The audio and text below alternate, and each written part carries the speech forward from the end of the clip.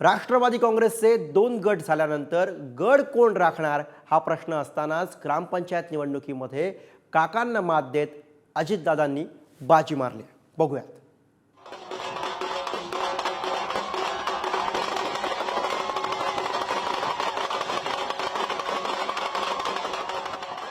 बारामती तालुक्यातील काटेवाडीत अजित पवारांनी अपेक्षेप्रमाणे घवघवीत यश मिळवले। काटेवाडीत 16 पैकी 14 जागांवर अजित पवार गटानं बाजी मारली आहे। मात्र असं असलं तरी भाजपनं पहिल्यांदाच काटेवाडीत शिरकाव केलाय। भाजपने काटेवाडीत 2 जागांवर विजय मिळवलाय। काटेवाडी ग्रामपंचायतीच्या निकालाकडे संपूर्ण राज्याचं लक्ष लागलं होतं, कारण राष्ट्रवादीत फूट पडल्यानंतरची ही पहिलीच निवडणूक होती। काटेवाडीत यंदा सरपंच पदासाठी तिरंगी लढत झाली। राज्यातील सत्तेत सहभागी असणारे शिंदे, फडणवीस आणि पवार या तिन्ही गटाचे उमेदवार रिंगणात होते। निवडणूक कालावधीत पैसे वाटपावरून मोठे आरोप प्रत्यारोपही झाले, परंतु अखेरीस अपेक्षेप्रमाणे उपमुख्यमंत्री अजित पवार यांच्या गटाच्या उमेदवारानं सरपंचपदी बाजी मारली। यावेळी अजित पवार गटाला यंदा भाजपने तगडं आव्हान दिलं होतं। यापूर्वी भाजपचा एकही उमेदवार काटेवाडीतून निवडून आला नव्हता।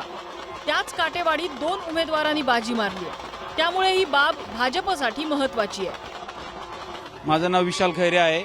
यानंतर या बारामती तालुक्यातील जी चांदगुडेवाडीची जी ग्रामपंचायत आहे, यामध्ये भारतीय जनता पार्टीच्या पॅनलचा 4 सीट्स आलेले आहेत आणि त्यामध्ये भाजपच्या सरपंच पदाचाही उमेदवार 51 मतांनी विजयी झालेला आहे। तुम्ही स्वतः सरपंच आहात, पहिले सरपंच आहात बारामतीतल्या या ग्रामपंचायत निवडणुकीतल्या, काय भावना, काय प्रतिक्रिया आहे तुमची? सर, खूप आनंद होतो या सर्व गोष्टीचा।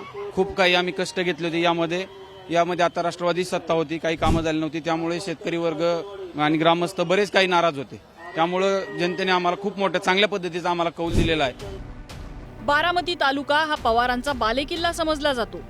तालुक्यातील बहुतांश ग्रामपंचायतींमध्ये नेहमीच राष्ट्रवादीचं वर्चस्व असल्याचं पाहायला मिळतं। मात्र यंदा राष्ट्रवादीची क्लीन स्वीप घोडदौड भाजपनं रोखली आहे। अजित पवार गटानं 30 ग्रामपंचायतींवर सत्ता आणली आहे, तर 2 ग्रामपंचायतींवर भाजपनं झेंडा रोवलाय। विशेष म्हणजे शरद पवार गट या निवडणुकीत उतरलाच नव्हता। तालुका अध्यक्षांनी जे आरोप केले ते पूर्ण ग्रामस्थांनी चुकीचे ठरवलेले आहेत। हे आरोप खोटे होते। जर हे आरोप खरे असते तर जनतेने साथ दिली नसती। अजितदादांनी आणि वहिनींनी विकास केलेला जनतेने साथ दिलेली आहे। तालुक्यामध्ये सगळ्यात जास्त अजित पवार गटाच्याच असलेल्या पुरस्कृत ग्रामपंचायत निवडून आल्या। हो, 100% अजितदादांच्या जनता पार्टीशी आहे। 100% दादांच्या ग्रामपंचायत निवडून दिली।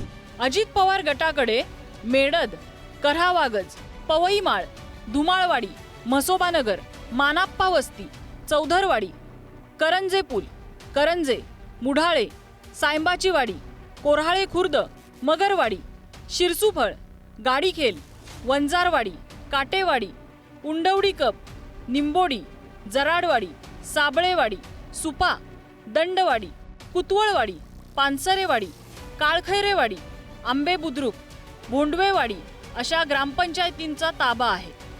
तर भाजपने पारवडी आणि चांदगुडेवाडी या 2 ग्रामपंचायतींवर झेंडा फडकवलाय। जे काही काटेवाडीच्या बाबतीत झालं असं आम्हाला कळतंय। काही लोकांचा असं म्हणणं आहे की पैशाचा वापर खूप मोठ्या प्रमाणात झाला असं दिसतंय त्याच्यामध्ये, आणि ते बोलणारे भाजपचेच लोक होतं असंही कुठेतरी जाणवतंय। त्यामुळे अशा पद्धतीने ग्रामपंचायत लेवलला जर एवढ्या मोठ्या प्रमाणात पैशाचा वापर होत असेल तर ते योग्य नाही।